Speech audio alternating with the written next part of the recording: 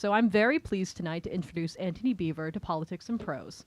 Beevor is the best-selling author of 10 books, including D-Day, The Battle for Spain, Paris After the Liberation, 1944 to 1949, Stalingrad, The Fall of Berlin, 1945, and Ardennes, 1944. He is the recipient of the 2014 Pritzker Military Museum and Library Literature Award for Lifetime Achievement in Military Writing and was knighted in 2017. In his new book, The Battle of Arnhem, Beevor tackles the history of Operation Market Garden, the Allied plan to end the war by capturing the bridges leading to the Lower Rhine and beyond.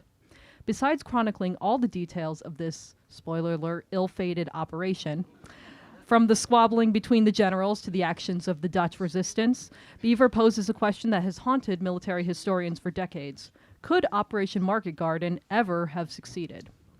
Ben McIntyre, UK Times reporter and author of The Spy and the Traitor, writes, Beevor tells a story that is more human and complex than what he calls the great myth of heroic failure. A tale of vanity, hubris, occasional incompetence, human frailty, and remarkable grit. Now please join me in welcoming Antony Beevor.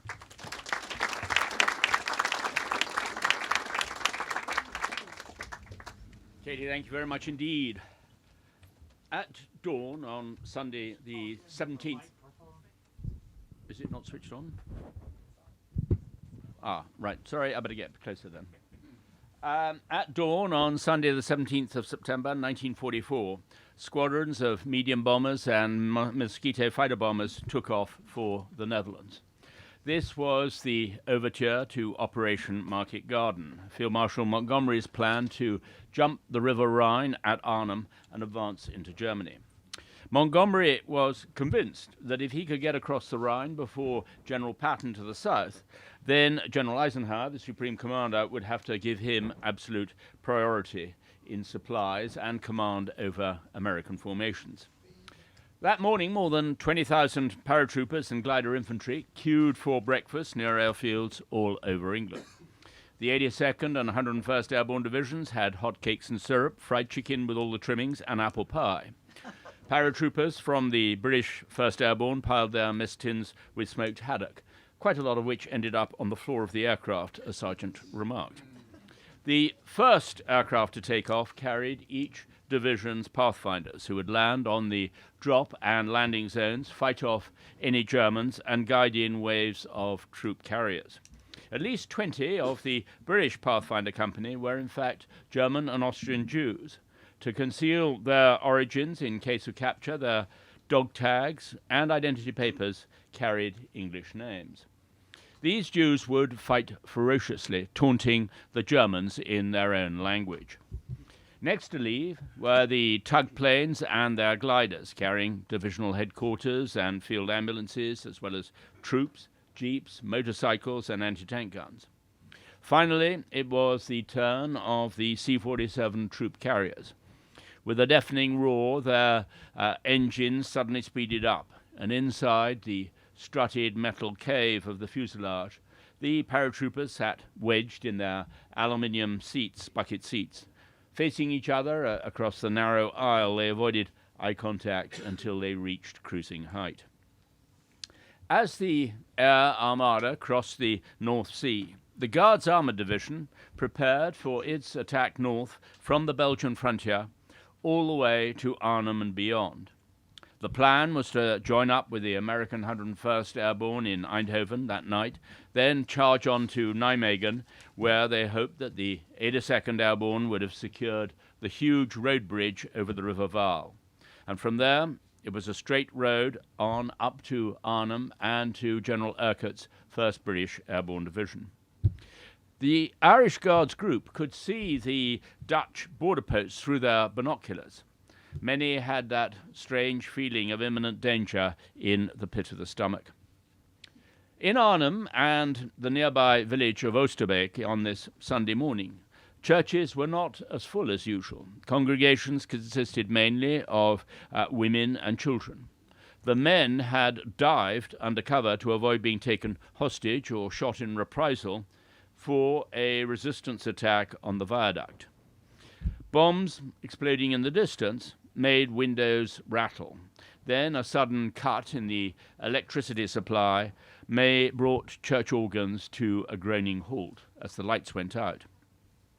The congregation in the Dutch Reformed Church in Oosterbeek guessed that these attacks signified the start of an Allied invasion. And spontaneously, they stood up and burst into the national anthem forbidden by the Germans, the Hetfield Helmers. Despite later conspiracy theories that the invasion plan of Operation Market Garden had been betrayed to the Germans, in fact, they were totally surprised. General Feldmarschall Model and his staff had to evacuate the Tafelberg Hotel in Oosterbeek in a rush when British paratroopers and gliders started landing only a few kilometers away to their west. The only German unit ready for action in the area on that Sunday afternoon was an SS training and replacement battalion commanded by SS Sturmbannführer Sepp Kraft. He guessed that the objective was the bridge at Arnhem, so he deployed his men to form a blocking line to slow the British advance along the two main routes into Arnhem. For reasons explained in the book, Operation Market Garden should never have been launched.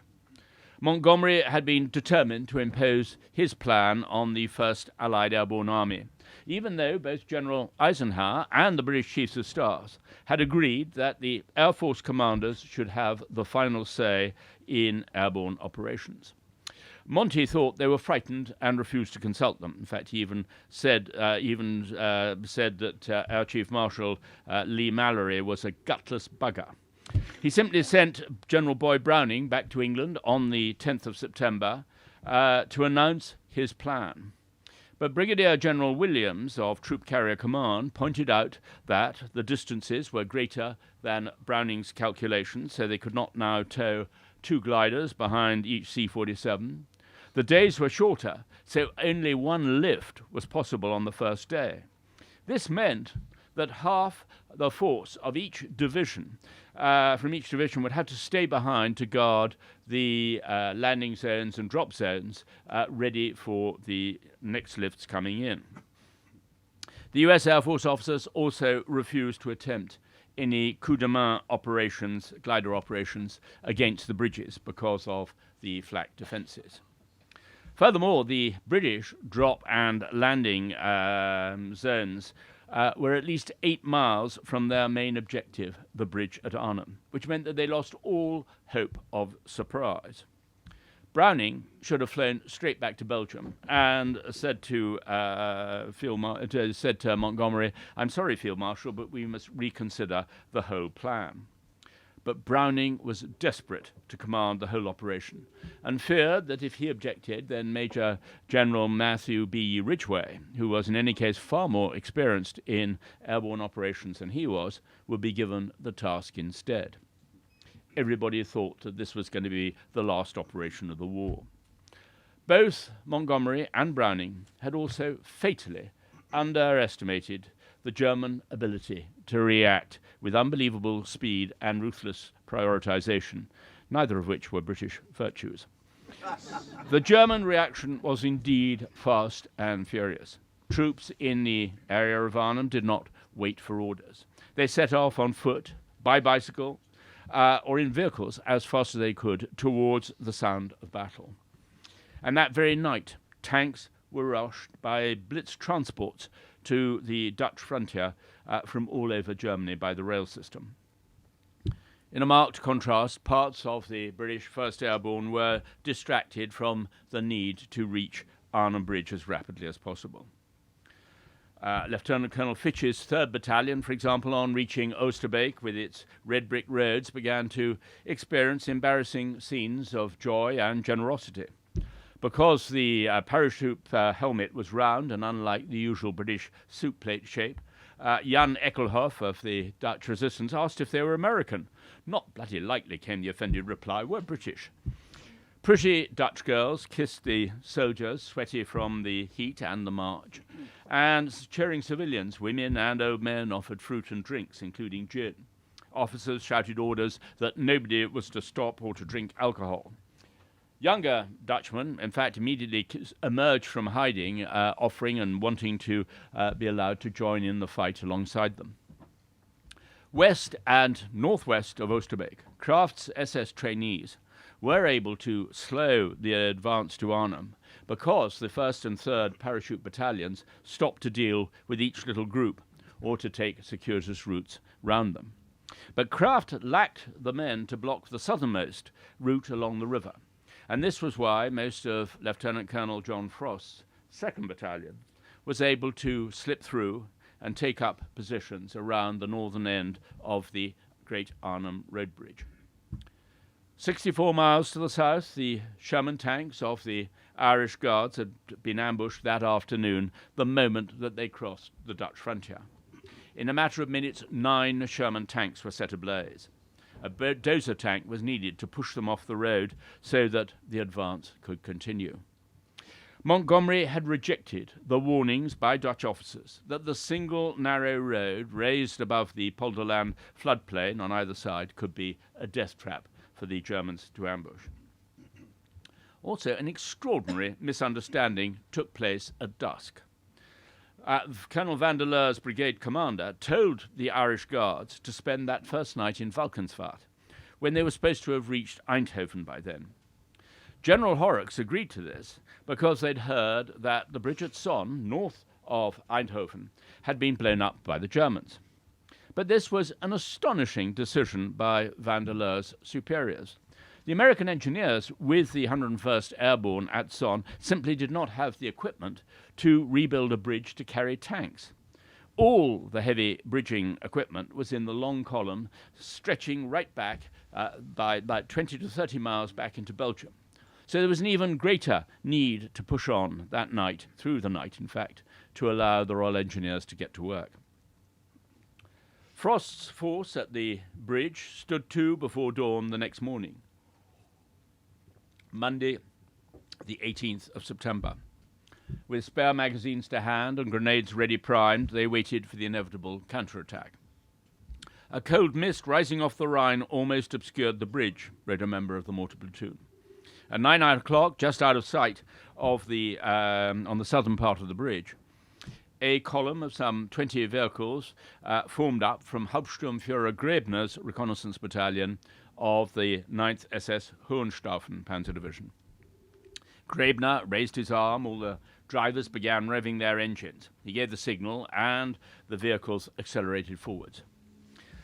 Puma 8-wheeled armoured cars led the way, followed by open half-tracks, and finally Opel Blitz lorries, but they only had sandbags around the back as protection for the Panzer Grenadiers on board. A British signaller up in an attic overlooking the bridge shouted, "Armoured cars coming across." The paratroopers expected the leading vehicles to blow up on the necklace of anti-tank mines they'd laid across the road, but for some reason the 4 Pumas in front charged through untouched. Firing their 50mm guns and machine guns, they accelerated down the ramp and on into the town. Determined to make up for their slow start, Frost's paratroopers reacted with every rifle, Bren gun and Sten gun available. The mortar platoon and the Vickers machine guns also opened up with devastating effect. The anti-tank gunners found their range, and the next 7 vehicles were hit and set ablaze. Some of those trapped on the bridge jumped from the parapet into the River Rhine, and Grebner himself is said to have been killed when he climbed out of his armoured car to try to sort out the chaos.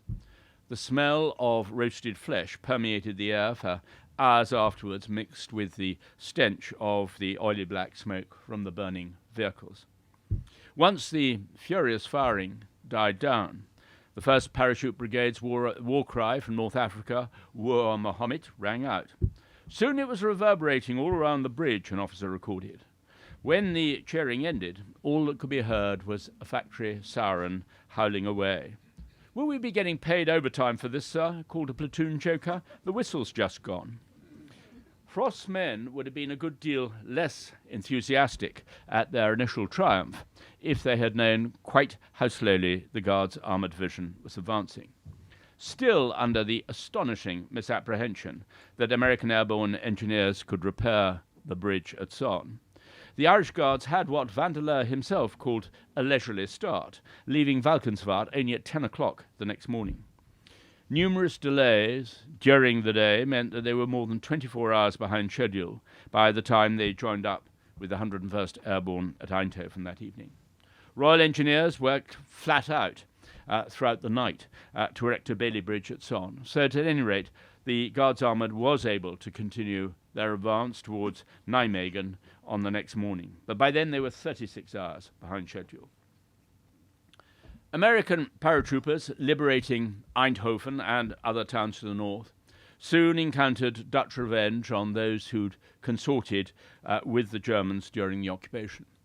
In Vekel, an American paratroop officer wrote, "The collaborators were routed out of their homes for a long-delayed retribution. The girls were mostly rather young and sensual-featured, and they went undemonstrably to have their hair shorn. They seemed to accept it as an expected fate, and the Dutch crowds who watched the tonsorial administration of justice displayed none of the sickening and almost animal glee that French crowds showed on similar occasions. They were amused, that was all." In Eindhoven, Dr. Boyance saw a group surrounding two attractive women who were about to have all their hair cut off. The shearer was clicking his scissors in anticipation when two American paratroopers from the 101st Airborne with Thompson submachine guns broke the circle. "Stop that nonsense," they ordered, aiming their weapons. Then each one took a woman by the arm and led them off through the throng and into the town. The frustrated avengers could do little but mutter angrily. And then an elderly man standing next to Dr. Boyance remarked quietly, "They're no fools, these Americans. They're looking for women with experience of life, and if you ask me, they've picked the right ones." Many of the Dutch disliked these forms of revenge, but others resented the way that British soldiers in particular tried to interfere. "Generally speaking, they don't have the same hatred of the Germans as we have," a woman said. "I told them that they could not imagine what these years had been like for us." There were, in any case, many worse things to worry about. In Nijmegen, as the 82nd Airborne and the Guards Armoured Division prepared to fight their way in, the Waffen-SS resorted to arson as a weapon of war. Parties of marauding troops were sent into the town as fire raisers. Whole blocks were set ablaze as the battle went on, with Germans, British and Americans firing. "The fires are taking on fantastic dimensions," noted Albertus Urien in his diary. "Flames leap up to great heights, walls cave in, rafters crash down, and in between are the cries of fleeing people and the sharp crack of rifles and machine gun fire. It is a stampede. Nobody remains in the danger zone. A few have salvaged the barest necessities, such as clothing and blankets, and in fear haul these along to a safer place. Mothers hold their crying tots close to them. Desperate fathers carry the bigger children, as well as hastily packed suitcases. The anxieties they have been through can clearly be read on their faces." As expected, another attack on Frost's men at the Arnhem Bridge came at dawn. SS troops forced the Dutch to leave houses in the vicinity. One of the last sounds that Konrad Hulleman remembered before leaving his home for the very last time was the unearthly racket of an upright piano on the floor above being riddled with machine gun bullets. The defenders at the bridge had heard all the firing to the west, where other battalions from the 1st Airborne Division were trying to fight through the 9th SS Hohenstaufen's blocking lines to get to them. They had little chance of success. The planners back in Britain had not spotted how the routes from the landing and drop zones came together in West Arnhem on the side of a steep hill near the St. Elizabeth Hospital, providing an ideal choke point for the Germans to defend. There were many grisly sights. Smoke and fire darkened the streets, broken glass and broken vehicles and debris littered the road. A paratrooper with the 1st Battalion described the smouldering body of a lieutenant ahead of them. A tracer bullet had ignited the phosphorus grenade in one of his pouches and he'd burned to death. There were also bizarre moments in the middle of the battle. A Dutchman stepped out of his house and asked two British soldiers in English if they would like a cup of tea as bullets flew around them. A little further back along the route where they had come, the bodies of British paratroopers lay everywhere, many of them behind trees or poles, a member of the telegraph poles, a member of the Arnhem Underground remembered. With most officers killed or wounded, a chaotic retreat from Arnhem was soon underway. Men appeared out of the smoke of battle, as the doctor put it, running back in ones or twos, like animals escaping from a forest fire. The fighting at the north end of the bridge continued just as savagely. As ammunition ran low, Colonel Frost issued strict orders to make every shot count, and only to fire when the Germans were attacking. During one charge, a paratroopers heard to yell at the enemy, "Stand still, you sods, these bullets cost money." For one or two, the unbelievable strain of battle was just too much. A sapper, suffering from combat stress, walked out of the embattled school calling out, "We're all going to die." Everybody yelled at him to come back, and he walked straight into the line of German fire. Psychological breakdown in battle could take different forms, ranging from catatonia to an uncontrollable shaking to combat exhaustion, which could lead to bizarre behavior later in the battle.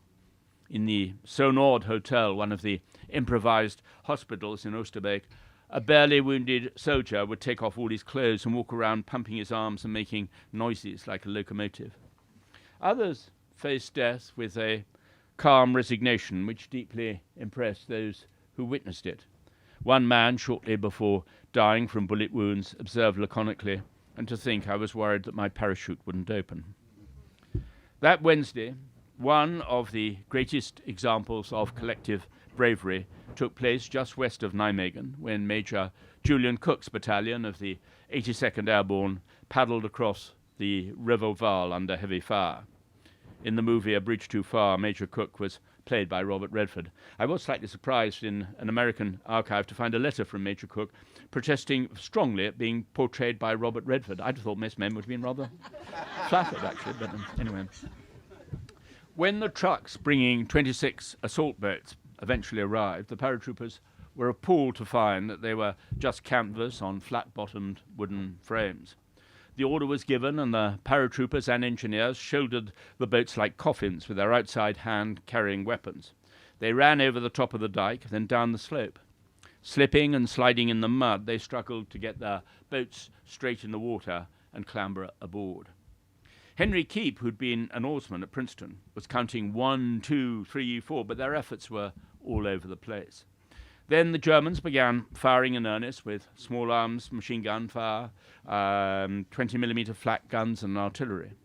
Some boats were literally blown out of the water, while the small arms fire coming from the northern bank made the river, in the view of somebody, look like some sort of seething cauldron. In everyone's ears, Captain Henry Keep wrote in a letter to his mother, was the constant roar of bursting artillery shells, the dull wham of 20mm, or the disconcerting ping of rifle bullets. There was also the unmistakable thwack whenever a bullet struck a body. The arm muscles of those paddling screamed with the strain. But at last we reached the other side. We climbed over the wounded and dead in the bottom of the boat and waded to shore, where, behind a small embankment, we flopped down, gasping for breath, safe for the moment from the incessant firing. They began to advance in an extended skirmishing line, many hundreds of yards wide. They cursed and yelled at each other as they advanced, firing their machine guns and rifles from the hip. "Many times I have seen troops who are driven to a fever pitch," Keep wrote. "Troops who, for a brief interval of combat, are lifted out of themselves. Fanatics rendered crazy by rage and the lust for killing. Men who forget temporarily the meaning of fear. It is then that the great military feats of history occur, which are commemorated so gloriously in our textbooks. It is an awe-inspiring sight, but not a pretty one." Staff Sergeant Clark Fuller described his own experience of this sudden metamorphosis from intense fear to a sense of invulnerability. "When we finally got to the opposite shore, I experienced a feeling I'd never felt before. All the fear of the past 15 or 20 minutes seemed to leave me, to be replaced by a surge of reckless abandon that threw caution to the winds. I felt as though I could lick the whole German army." The courage and the aggression of the American paratroopers prompted one of the guards officers supporting them to observe, "I think these paratroopers must be fed on dynamite or raw meat." The massacre which followed, as both fleeing and surrendering Germans were shot down, was a shocking sight. 267 bodies were recovered simply from the road bridge alone, where many of them were trying to give up. Lieutenant Colonel Christopherson, the commanding officer of the Sherwood Rangers, whose tanks supported the 82nd Airborne, liked Brigadier General Jim Gavin enormously and considered his paratroopers to be the best infantry they'd ever worked with. But maybe on some occasions, Christopherson noted in his diary, they were too tough, especially in the treatment of their prisoners, whom they seldom took. I shall never forget seeing a jeep full of American paratroopers driving along with the head of a German pierced with an iron stake and tied to the front. The spectacle haunts me still. At Oosterbeek, the German and Austrian Jews in the British Pathfinder Company on the north side of the perimeter could be just as pitiless. They too gunned down young German soldiers with their arms up trying to surrender. And during a slight lull after another attack, members of the Pathfinder Company were surprised to hear music playing through the trees. A German loudspeaker van was playing In the Mood. Stayed in position all day, a Pathfinder wrote in his diary. Plenty of mortaring and sniper fire, so made myself a little trench. Got another cert when a bunch of Jerrys came right out into the open in front of us. Also several possibles. Heard a mobile speaker in the distance. Funny shooting Jerrys to dance music. British paratroopers could certainly also be tough. A severely wounded officer from the 1st Parachute Battalion was lying in an aid station. Next to me, he recorded, was one of our chaps with his fingers blown off, coolly smoking a cigarette held between the bloody stumps of his fingers. Somehow summed up the airborne soldier, I thought. For civilians still in Oosterbeek, the constant German bombardment was terrifying. People in cellars lay curled up underneath their mattresses.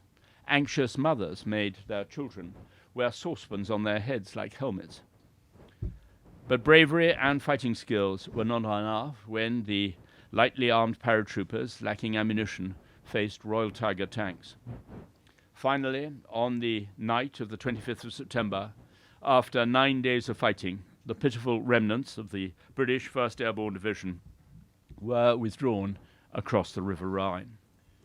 British sappers and above all the Canadian engineers of the 20th and 23rd Field Squadrons with their storm boats achieved miracles, despite outboard motors becoming flooded in the heavy rain.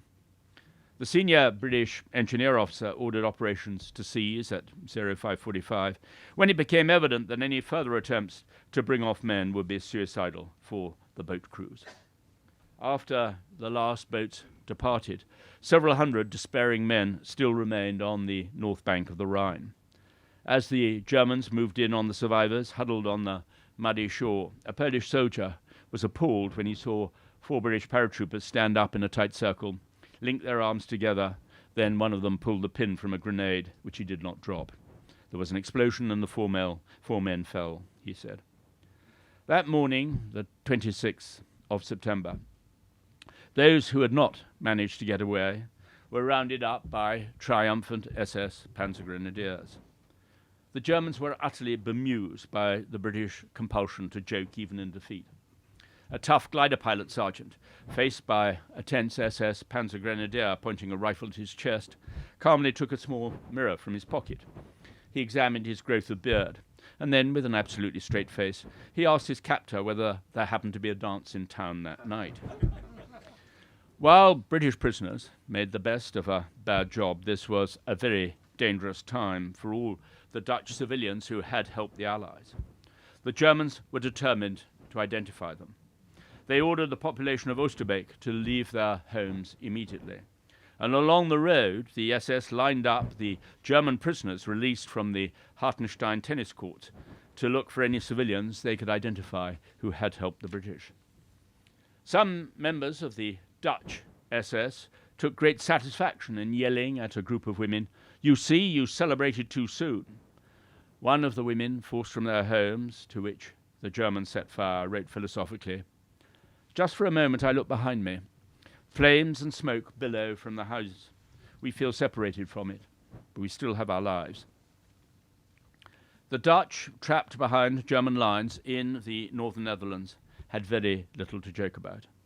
Some 3,600 had been killed in the fighting, and many thousands more severely injured.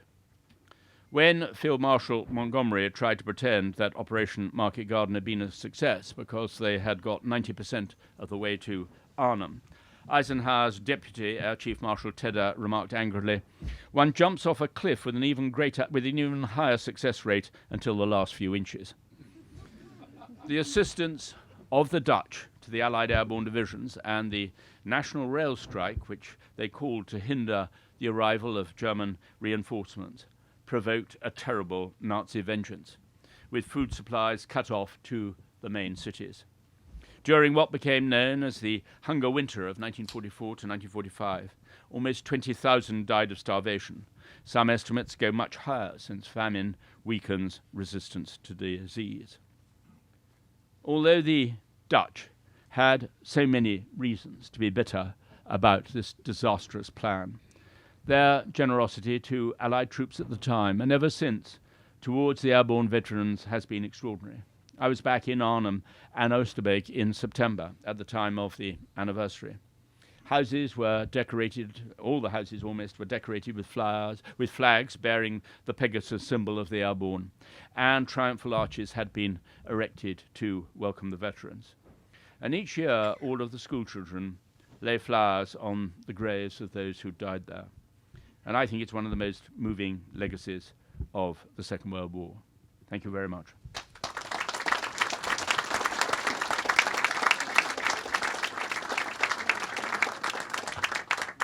And now, there are the two microphones. If anybody wants to ask any questions, could you please sort of line up at the microphones and ask them? Or am I going to be let off? I can't believe it.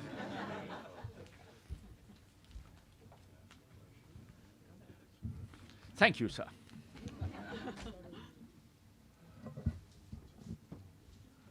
How many... Is that on? Yeah, I think that's... How many in-person interviews did you have when you write a book like this? And how long a period of time did you take to do it? Well, 3 years, but I didn't do any personal interviews because I'm afraid the answer is that it's very, very hard, I think, for people to, any of the veterans really, to keep a clear mind on what happened. Many of them, and the ones found this in so many cases, and I particularly found this in all, whether German interviews, Russian, Red Army's veterans and so forth, they've read so many books on the subject that they then filtered their experiences often through what they read. And this is a perfectly natural sort of human reaction. The last time I ever did do interviews was actually in Russia for the Berlin book, because then there were still lots of people still alive who really did have pretty clear memories of what had happened. Now, it wasn't a question of trying to ask them details of dates or anything like that. I mean, that's totally unfair. But they could still come up with some very, very interesting stuff. And intriguingly, Anne Applebaum, who's an old friend, was also researching her Gulag book at the same time. And we would occasionally have dinner to compare notes. This was back in 1994. And Anne, I remember, said to me, but listen, she said, does this happen to you? Is it just because I'm a woman? But, you know, they tell me to sit down, don't interrupt, and they'll tell me what happened. And I said, no, I promise you, I've had the same thing from the Red Army soldiers too. But we both agreed, actually, that the best witnesses of all were the women. And I was rather intrigued by this. We weren't quite sure why, but it was on the way back in the metro to where I was staying in North Moscow that it suddenly occurred to me, of course, the men had been so humiliated in the Red Army. They'd had to crawl out into no man's land to strip their comrades of their uniforms so that these could then be handed over to fresh troops coming up. And now they were in command of history. Here were foreign historians coming to interview them.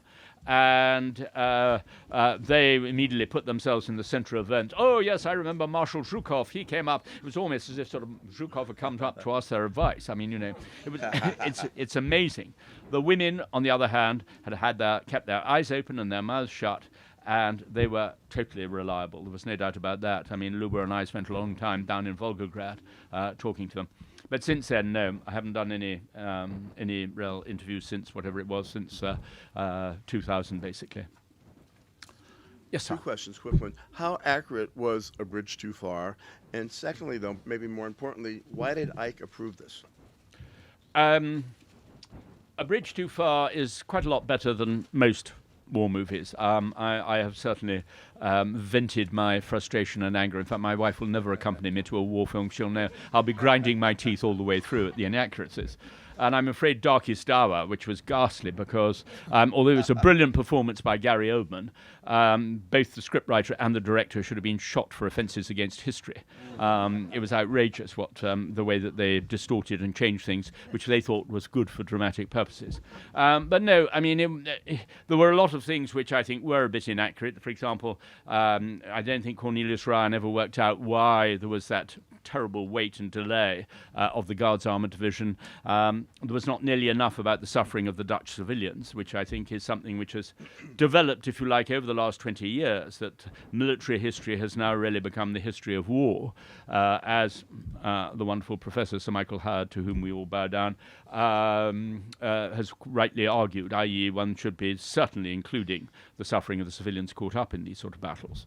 But the reason why Eisenhower really did not interfere was partly the accident. He wrecked his knee at Granville when the aeroplane landed in the sand on the beach.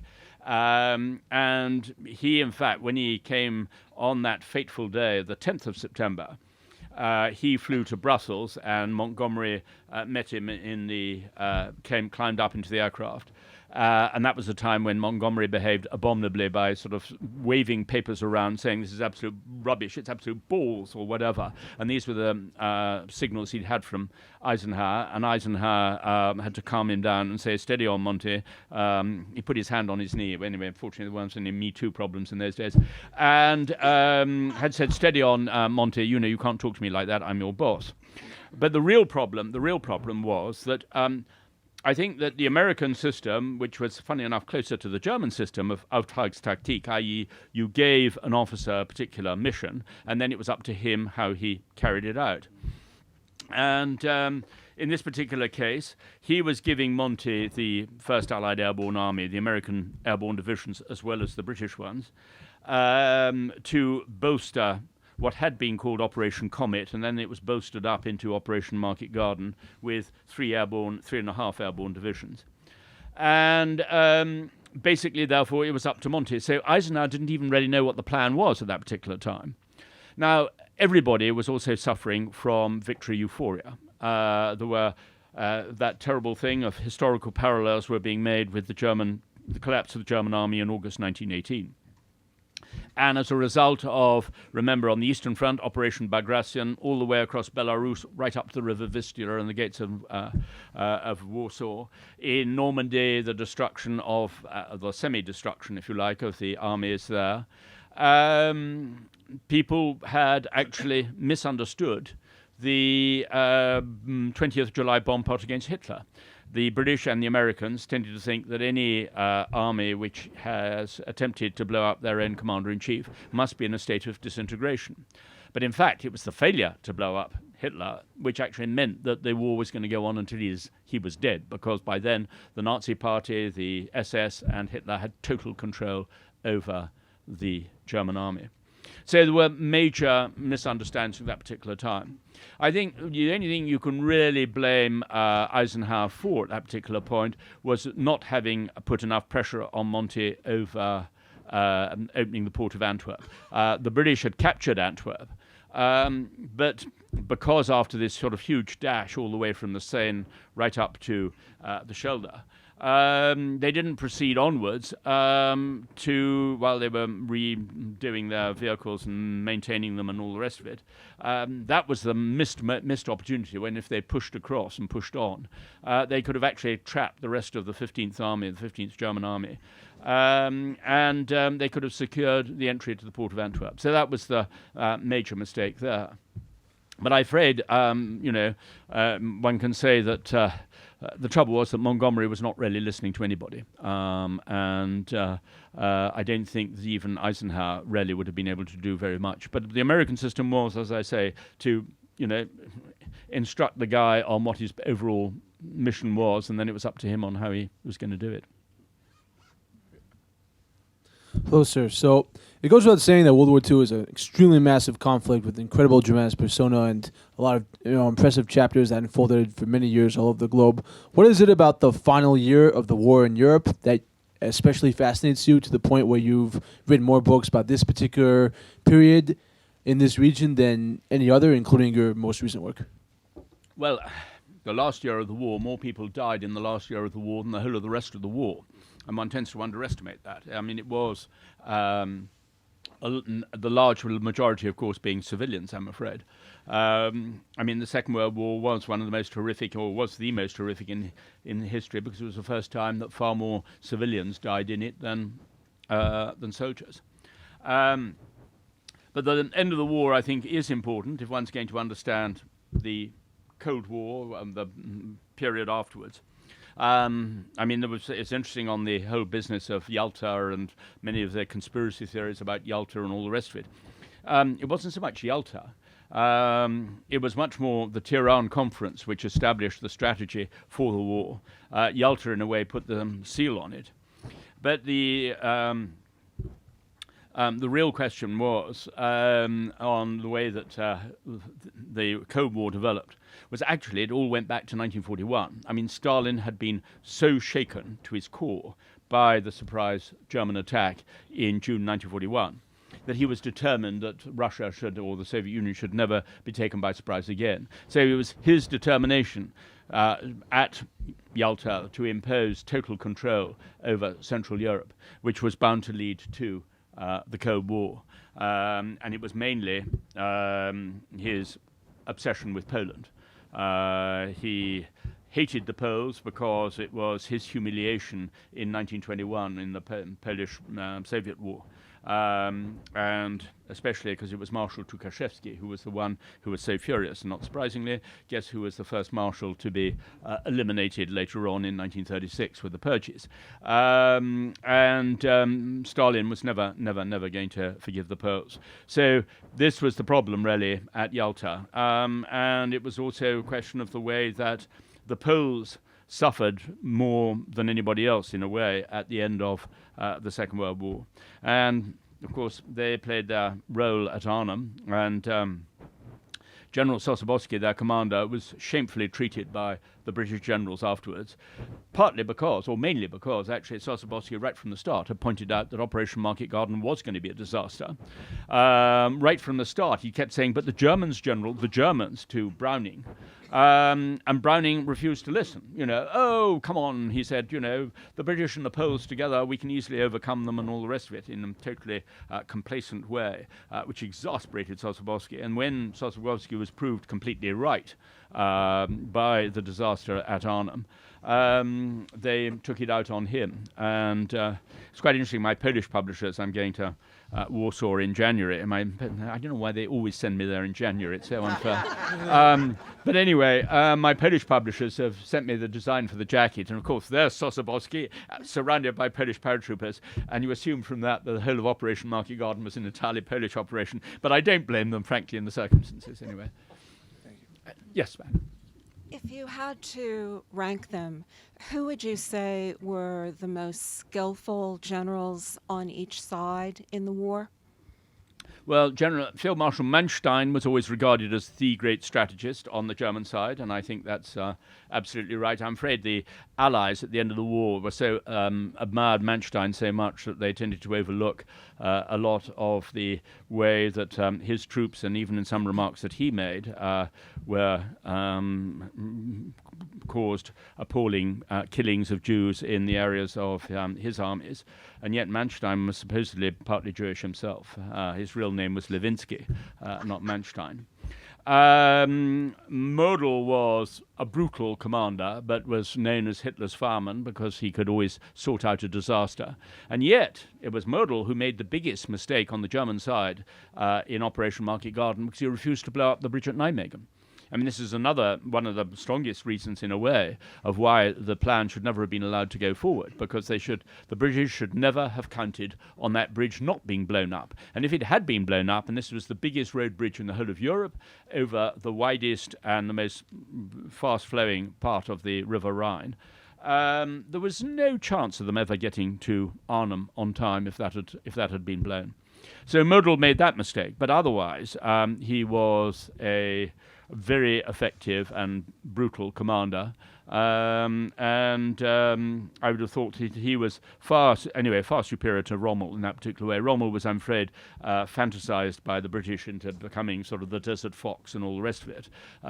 You won't hear that opinion from Germans at all.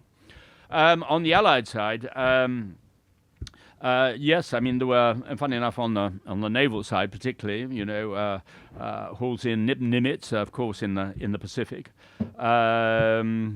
Then and Slim was the best British general by far, I think. But when one gets to Europe, Patton, Patton should only have been let out of a cage in war, and basically kept away from anything to do with peacetime soldiering or anything peacetime, I'd have thought. But he was brilliant when it came to a sort of great charge across large areas of, like in France and all the rest of it. But at the same time, as he admits in his own diaries, out of impatience and sort of and frustration, he could cause huge casualties to his own troops when he hit the fortresses at Metz and later in the Ardennes counteroffensive.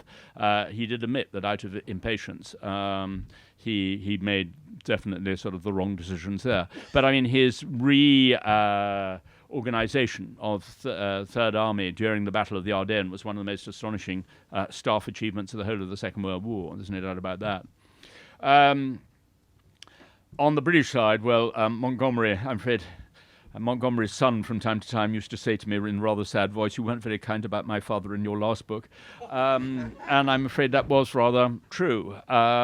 But the trouble with Montgomery, as I said in the Ardennes book, was actually Montgomery, I was convinced, had high-functioning Asperger's. And this seems to have been sort of confirmed. I mean, I only suggested that as tentatively because one can only do that. But it did explain why he was incapable of taking any advice, of seeing how other people saw him. And in fact, funny enough, the BBC put me in to discuss it with Montgomery's step-grandson, who'd grown up with him. And he said he thought it was the only explanation, really, for Montgomery's strange behaviour. And then, curiously, you always think you've come up with something original. And then somebody pointed out not long afterwards that actually a few years ago, there was a professor of psychiatry at Trinity College Dublin who'd written a large paper on Montgomery and Asperger's. So I think it does explain quite a bit in that way of why he behaved as he did. But there was a problem, actually, sometimes with commanders in the Second World War. Nobody had ever heard of them at all until suddenly the war started. And then they started being treated like film stars.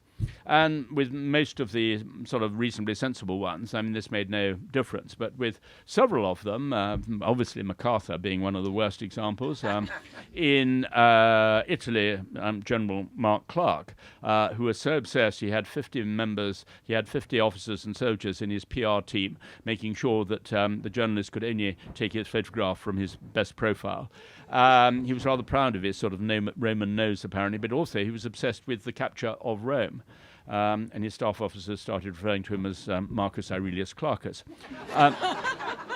which I always thought was rather a great name. But I'm afraid Montgomery was another one of those ones who fell for the new idea in a way that somehow charisma was a new form of leadership. But the problem was, of course, that all of these war correspondents and newsreel teams could only focus on the commander, because in those days there wasn't any embedding, of course, or anything like that, and they weren't allowed to talk about any of the operational activities or plans because that might be giving information to the enemy. And so everything was focused on the commander, and that was why it could either go one way or the other. But anyway, no, I'm sure there are. Truscott, I mean, was another good general on the American side and so forth. I'm afraid to say, I think Bradley was rather sort of overrated in many ways. Eisenhower was, I think, underrated, and particularly, I'm afraid, totally unfairly by the British, because when it came to some of the key decisions, he was usually right. And he was certainly right about, for example, the advance towards Germany. Montgomery's obsession that he could do this, what he called stiletto attack on Germany through the north, I think that it was Patton who said stiletto. He said, "You mean butter knife," because in fact, as Patton pointed out, and actually as German generals agreed, Montgomery was following the route across Holland and into Germany that way, across the widest rivers in Europe, and of course the whole network of canals in Holland. And as the German generals in British captivity were all observing, because of course they were following Operation Market Garden with great fascination. But as they observed, the traditional line of advance is where Patton is through the Saar. I don't know about timing. Yes? Can you give us some background on General Browning? What did he do before he was put in command of the Airborne Army? Well, Browning had been certainly very brave. General Browning had been very brave in the First World War. But he'd had very little airborne experience because, of course, he'd been part of the British Army back in Britain, waiting for the invasion of Europe. And so he was desperate, in fact, basically to command the Airborne Corps for Operation Market Garden himself. And the fact that General Ridgway, who had service in with the American Airborne Divisions in North Africa and in Sicily and in Italy, and of course in D-Day, the fact that he should have actually been put in charge of the whole operation, but this was the problem of Eisenhower's thing of joint command and so forth, where if you had an American commander, then you had a British deputy commander, and so Browning was therefore the deputy commander. But Browning, I'm afraid, suffered definitely from vanity. There's no doubt about it. But it was very tragic in a way, because he did realize that I think his responsibility for the disaster at Arnhem, that he had refused to listen, and this is a problem of military culture, he'd refused to listen to all of the warnings that he'd been given. General Urquhart, the rather unfortunate commander of the British 1st Airborne Division at Arnhem, had actually come to him at the end and said, "Sir, I've carried out the planning as you ordered, but I must warn you that it's going to be a suicide operation." General Gale, who had commanded the 6th Airborne in Normandy, knew perfectly well that it was going to be a disaster, and went to see Browning about it. And Browning said, "You mustn't say anything because that'll undermine morale." Well, it rather underlines the problem about sort of, when either, say, a politician or a very senior commander comes up with a particular plan. It's rather hard for the subordinate commanders then to point out that actually it's a very bad idea indeed, because either they sound slightly frightened or at least unenthusiastic. And this was very much, I think, the problem here with Operation Market Garden, that they were not listening to the warnings that were being given to them. Yeah. Oh, right, okay, yes. Thank you. Yes. Thank you for your books, fascinating. One quick question. What could be the consequence of Market Garden of achieving 90% of the objectives? Did the Allies lost the initiative to regain it only after the Battle of the Bulge? Well, they were basically stuck in what was called the Betuwe, which was the very boggy area, basically below sea level, most of it, between the River Waal at Nijmegen and the lower Rhine at Arnhem. And basically this was a useless bit of territory which they had then had to defend. And they were simply bogged down there. Montgomery should have actually crossed at Wesel if he was going to attempt to at that particular point. And this is what Dempsey and others had wanted him to do. But he had his own personal reasons why he wanted to go north and not to go east. He felt if he went north, then he would be able to force Eisenhower to bring American formations up to support him, and then he would get the command over the American formations, which was, of course, his plan. The other problem also was that sort of, he was able to insist on the attack at Arnhem purely because the V-2 rockets had just started landing in London. And so this was his reason, saying the government in London insists that I go north because that's where some of the rocket sites are. And as a result, that sort of, if you say, the 90% business, they just sat there throughout the whole of the winter without really being able to do anything. It was one of the wettest, coldest winters for a very long time. So yes, I'm afraid Tedder proved to be right. We'll take these 2 more questions. Oh, right, okay. Hang on, we've got... Yes. How would I you finished the book last night. Sorry, hang on. We're going to have one first. Yes. Yep. Yes, I finished the book last night. It's a stunning bit of writing. Thank you. It was excellent.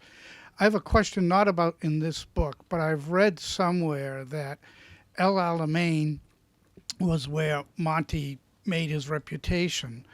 And somewhere I read that the whole plan of the battle at El Alamein he'd inherited from Auchinleck because he was appointed just before the battle. I'm wondering if you subscribe to that. Yes, I do, but if you changed Alamein for Alam Halfa. Alam Halfa was where he managed to block Rommel completely and actually gave him a very bloody nose, and that was entirely Auchinleck's plan. Alamein was actually his plan, and frankly, it wasn't actually a terribly good one. I mean, he just managed to batter the Germans into submission, largely thanks to the Desert Air Force, commanded by Cunningham, a New Zealander. And Monty, of course, never allowed him any credit whatsoever, which is one of the reasons for the very bad relations between the Royal Air Force and Monty. And also, the other fact was by then, Rommel was completely out of fuel and ammunition because, thanks to ultra intercepts, the Royal Navy and the Royal Air Force were sinking all of Rommel's supply ships, and they couldn't understand why they were all being sunk. So Rommel was in no position really to fight properly at Alamein. All of this was, of course, kept quiet because, for reasons of British morale, Alamein had to be turned into a fantastic victory. But actually, Monty got it rather wrong. I mean, he thought that by this feint in the south, that he'd be able to break through in the north. Well, in fact, the Germans weren't taken in by the famous feint in the south, and they reinforced the north. And it was a very nasty, battering, heavily battle of attrition up there in the north. Thank you. How would you further assess the role of the British airborne troops? It rather depended on which brigade, funny enough. I mean, the 1st Parachute Brigade was experienced. They'd had quite a bit of fighting experience in North Africa and in Sicily.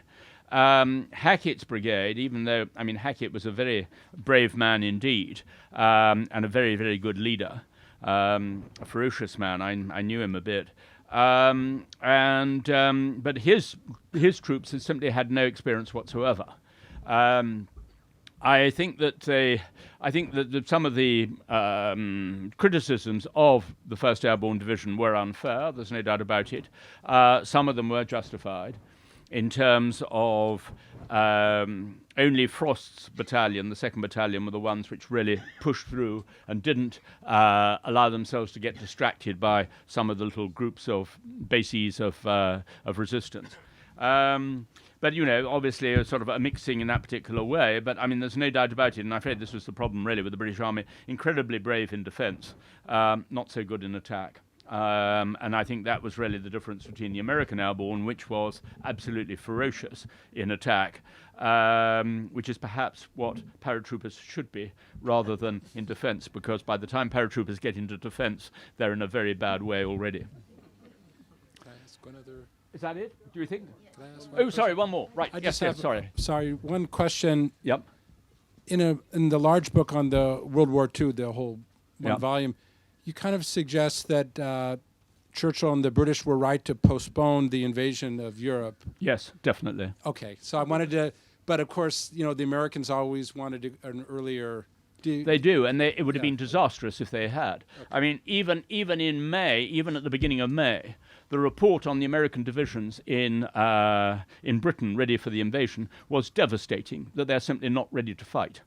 And it was only because of intense training during that last month and the fact that D-Day was postponed from the beginning of May to later did that happen. The real reason, I mean, invasion in 43, I mean, let alone 42, would have been mad because A, the Luftwaffe had not been broken. You needed to have the back of the Luftwaffe broken in the bombing, in the strategic bombing offensives. And it was only when they brought in the Mustangs and others with the long-distance fuel tanks and all the rest of it that they were able to knock out the bulk of the Luftwaffe. And the other question was the Battle of the Atlantic and the submarines. Not a single submarine managed to get into the Channel, largely thanks to RAF Coastal Command and the screen that they had. And this was actually a total humiliation for Admiral Dönitz, who was the U-boat commander, that they didn't manage to do that. But I think any attempt beforehand would have actually knocked the Allied position back in a really serious way.